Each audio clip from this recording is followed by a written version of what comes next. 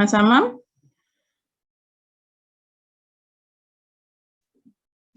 Apa itu arus listrik, Mas?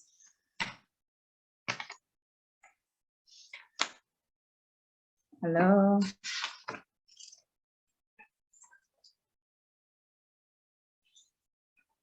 Mas Faisal?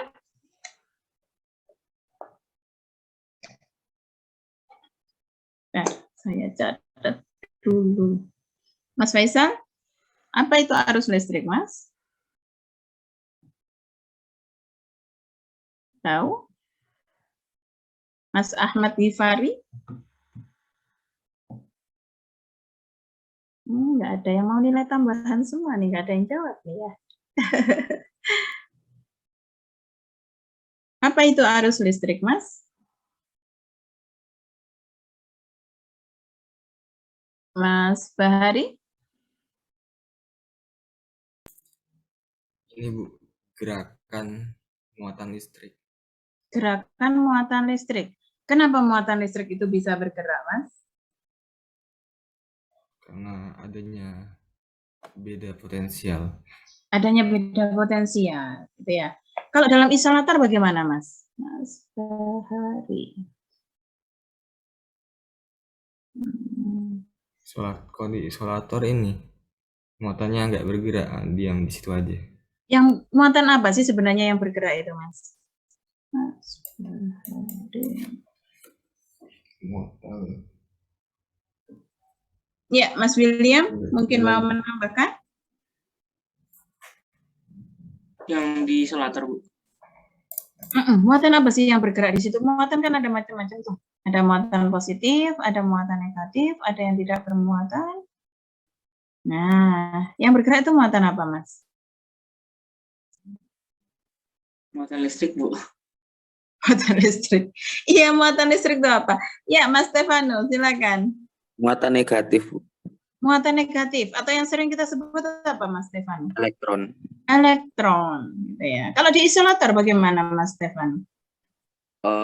Kalau di isolator ketika ada beda potensial, tapi karena hambatannya sangat besar, jadi arus listrik susah mengalir. Bagaimana dengan elektronnya? Elektronnya susah mengalir, Bu. Jadi susah mengalir, iya. Iya, jadi kalau pada konduktor makanya itu kenapa gitu ya, kalau semisal kalian membetulkan listrik, nah misalnya membetulkan listrik, maka di situ kalian biasanya diminta untuk memakai alas kaki dari karet, atau pokoknya alas kaki yang di situ tidak bisa menghantarkan listrik. Kenapa demikian? Karena tubuh kita, ya, tubuh kita itu hampir 80% adalah isinya air. Nah, sebagaimana kalian belajar di kimia, gitu ya, mungkin waktu SMA atau mungkin waktu sekarang ada yang ngambil, gitu ya, bahwa air itu adalah termasuk elektrolit, meskipun dia adalah elektrolit lemah. Itulah cerita bagaimana ceritanya ketika misalnya, gitu ya, ada yang tersambar petir, gitu ya. Nah, terus kemudian ada yang ketika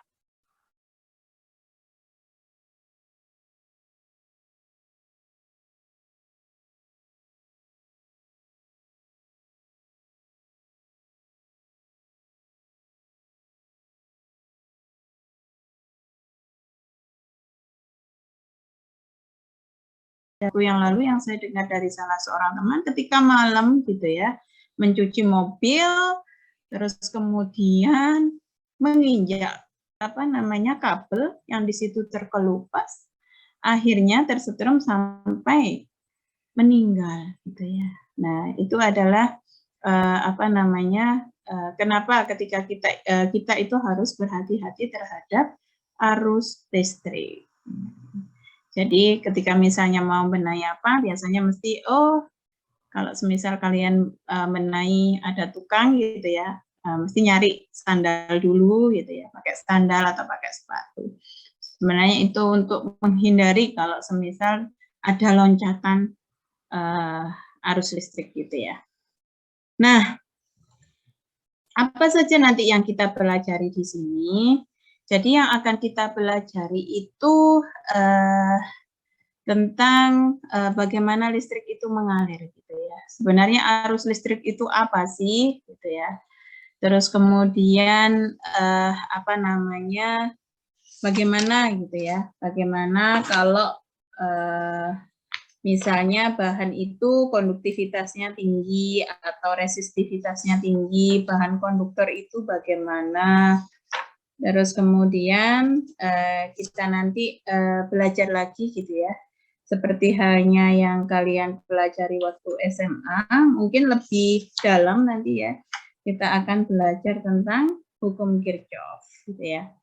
Nah, jadi arus listrik itu kalau secara definisi itu sebenarnya merupakan perbandingan antara muatan per satuan waktu gitu ya. Atau dirumuskan juga dengan I adalah sama dengan dt ya. Nah, kemudian kalau semisal di situ ada konduktor, ini kalau gambarnya ini bisa kalian lihat di halaman 61. Jadi kalau semisal di sini ada konduktor gitu ya, misalnya di sini ada luas penampangnya itu, ini adalah A gitu ya. Terus kemudian di sini ada VDT, terus kemudian ada I, arus yang mengalir gitu ya. Terus kemudian maka deki jumlah muatan itu adalah sama dengan A dikalikan VDT dikalikan N dikalikan dengan Q, di mana A itu adalah di situ luas penampang, terus kemudian V itu adalah kecepatan gitu ya. Ya, V itu adalah kecepatan, atau di sini disebutkan juga bahwa V adalah kecepatan rata-rata partikel pembawa muatan. Nah, N itu adalah jumlah partikel, biasanya apa namanya, berupa tetapan gitu ya.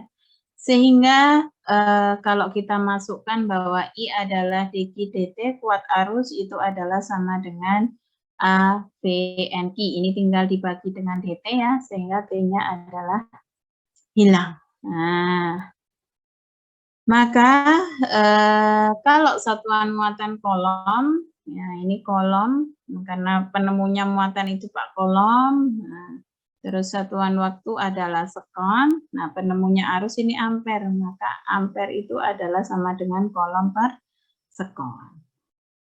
Ini adalah kuat arus.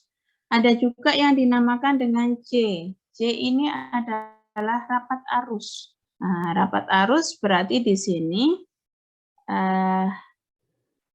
namanya kerapatan, maka di sini adalah arus dibagi dengan luas penampang.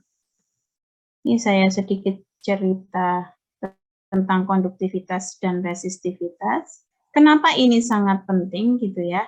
Karena terkait dengan apa namanya, aplikasi dalam kehidupan sehari-hari. Jujur gitu ya, ketika saya waktu SMA, saya itu belajar konduktivitas dan resistivitas itu ya sebesar bagaimana kita belajar tentang ini konduktivitasnya berapa, ini resistivitasnya berapa, habis itu selesai. Tetapi semakin ke sini gitu ya, ketika kemarin apa namanya, kebetulan salah satu pengujian riset yang saya lakukan itu adalah bagaimana kita gitu ya menghitung konduktivitas listrik dari dua buah bahan, di mana bahan itu sebenarnya sama, tetapi proses pembuatan bahannya yang berbeda. Maksudnya di sini bahannya masih dalam bentuk serbuk gitu ya. Misalnya seperti kalian kalau membandingkan pasir Kediri dengan pasir Lumajang, nah gitu ya. Yang ini satunya diambil dari Kediri, satunya diambil dari Lumajang. Nah kebetulan saya kemarin itu mengukurnya adalah dari material, di mana di situ satunya itu adalah dibuat dengan tekanan gas yang tinggi, maksudnya dengan proses atomisasi gas, satunya dengan atomisasi air. Mau dibandingkan, sebenarnya bagaimana konduktivitas? Karena konduktivitas itu penting untuk aplikatifnya, gitu ya, untuk untuk aplikasi selanjutnya. Jadi belajar konduktivitas dan resistivitas itu bukan sekedar menghitung, oh besarnya adalah J per E, selesai. Enggak, gitu ya. Tapi kita tahu bahwa sebenarnya ketika misalnya nilai konduktivitasnya sekian, maka ini bisa enggak kalau misalnya diaplikasikan untuk ini, gitu ya. Nah, gitu ya.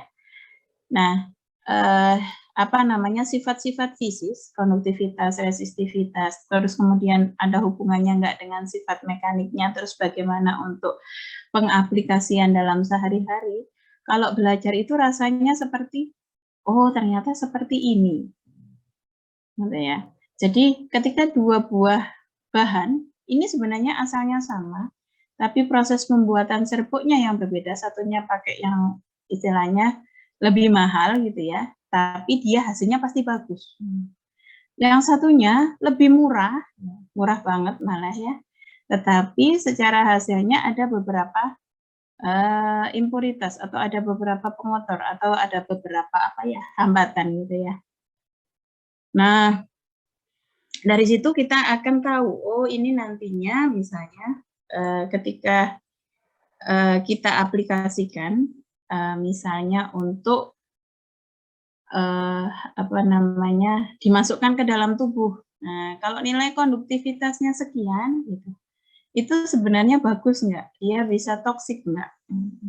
Kan kalian tahu tuh, misalnya pengganti implan tulang gitu ya. Pengganti tulang. Jadi kalau misalnya karena kecelakaan gitu ya, misalnya karena kecelakaan terus kemudian lututnya harus diganti. Nah, itu pengujiannya itu bukan sekedar dia itu bisa diterima tubuh atau tidak gitu ya. Tapi sifat-sifat seperti konduktivitas, terus kemudian kekuatannya bagaimana, terus kemudian kekerasannya bagaimana, itu juga perlu kita perhatikan. Nah, gitu ya. Ternyata bisa sampai seperti itu. Ada material-material itu yang bagus gitu ya. Tapi tentunya memang karena teknologinya mahal, makanya harganya mahal. Nah, kebetulan kemarin salah satu riset saya itu adalah itu bagaimana material itu, logam gitu ya, dia bisa digunakan sebagai pengganti lutut misalnya, atau pengganti gigi. Nah, siapa yang suka ke dokter gigi? Jadi ada pengganti gigi. Kebetulan waktu di luar tuh gigi saya itu kan ini ya, kalau di sana periksa gigi itu langsung dirongsen dulu. Nah, beda dengan di sini ya. Di sini kan dicek biasa, di sana langsung dirongsen. Ketika dicek, oh ini nggak ada akarnya, maka ini harus dihilangkan. Karena kalau dipertahankan sama aja, dia nggak akan kokoh. Kan fungsinya dia harus keras dan menggigit, untuk menggigit ya. Nah, kebetulan bahannya itu adalah disuruh milih. Ada yang dari warnanya yang agak abu-abu, satunya putih. Tahu beda harganya? Kalau yang abu-abu itu 1 juta. Gitu ya, 1 juta rupiah. Dan kebetulan kalau di luar gigi itu tidak masuk asuransi. Jadi kalau di sini nggak masuk BPJS gitu ya. Karena gigi itu termasuk estetika atau keindahan, jadi nggak masuk asuransi. Kalau yang putih, nah, itu adalah 10 juta. Nah, 10 kali lipatnya gitu ya. Nah, kenapa demikian? Sesudah dilihat di situ ada spesifikasinya. Nah, ini kekerasannya berapa? Termasuk ada nilai konduktivitas. Saya tidak tahu kenapa nilai konduktivitas dimasukkan di situ. Kalau kekerasan oke lah, karena fungsinya kan kalau geraham itu untuk memotong gitu ya. Maka perlu kekerasan yang tinggi. Tetapi dia juga nggak boleh yang toksik, nggak boleh yang sifatnya beracun. Nah, itu ya, itu sekedar intermezzo kalau kita belajar bukan sekedar angka-angka, tapi di situ ada nilai yang kita perlukan untuk aplikasi dari material. Karena kebetulan saya dari material gitu ya. Saya tidak ingin misalnya saya menyampaikan, oh iya memang konduktivitas listrik itu adalah perbandingan antara rapat J dengan kuat medan listrik yang menimbulkan arus, terus ngapain? Nah, gitu ya.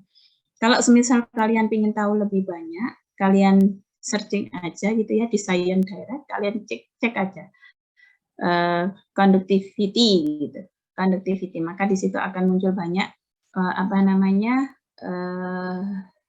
material-material yang memang di situ membutuhkan nilai konduktivitas yang tinggi.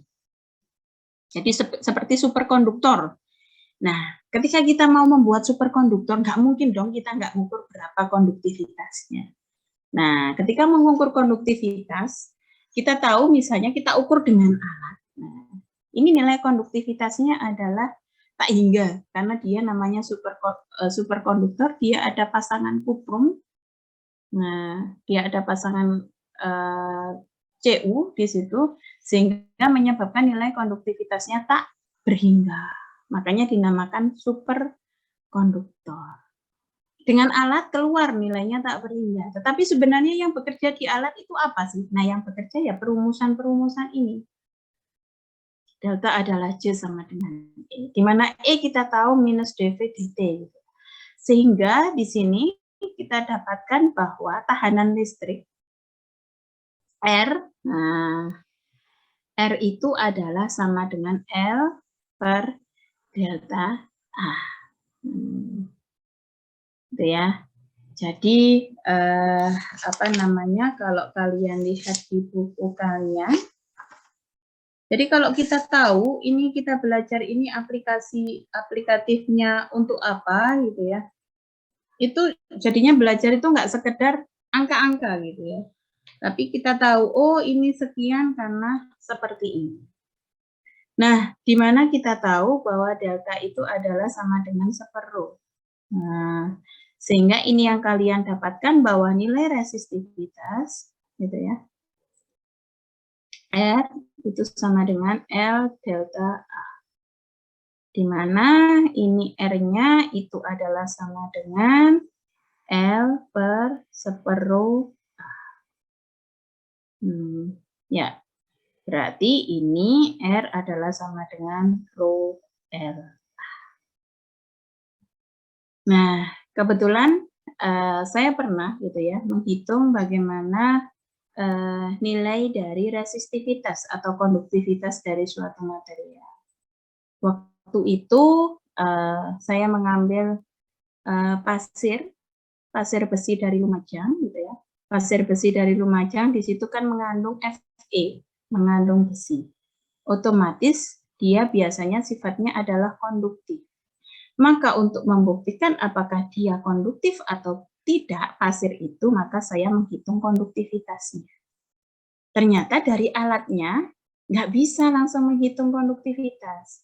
Tapi alatnya itu pakai 4-probe, jadi 4 mungkin yang dari jurusan elektro gitu ya yang tahu, itu dapatnya nilai resistivitas. Maka konduktivitas tinggal 1 per resistivitas.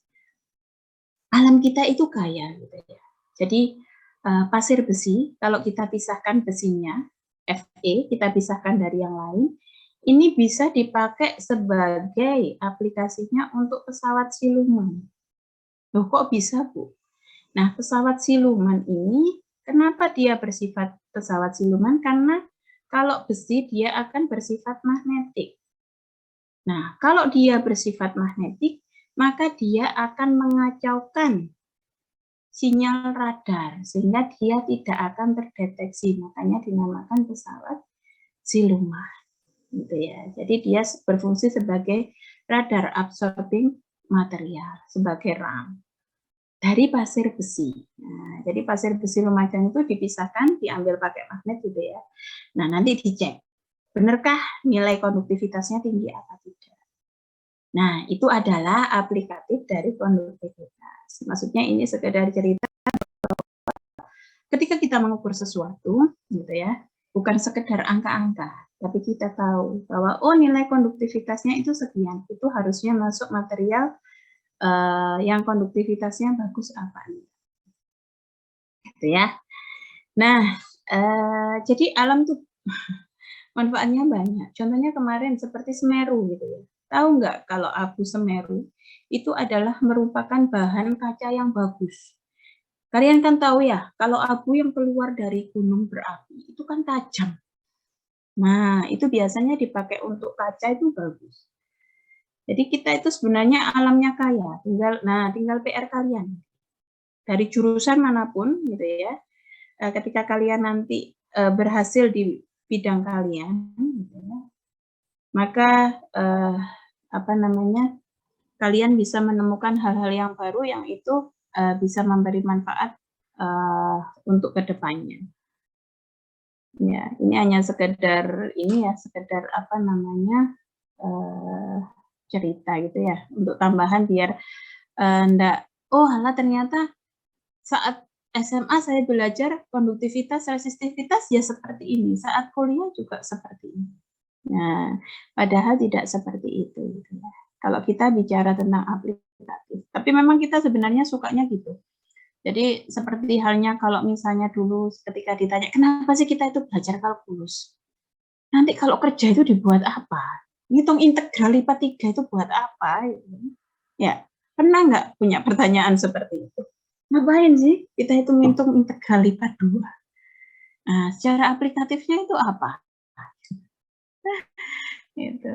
Jadi kalau dulu waktu saya nanya ke dosen saya, waktu dulu nggak tahu sekarang namanya matematika ya, kalau dulu kalkulus gitu ya. Ya karena dengan kalkulus itu melatih logika berpikir, logik berpikir kita. Kita bisa melatih dari ketika kita belajar kalkulus. Tapi sebenarnya beberapa engineer gitu ya, itu memang memanfaatkan integral lipat 3 itu untuk ketika kerja.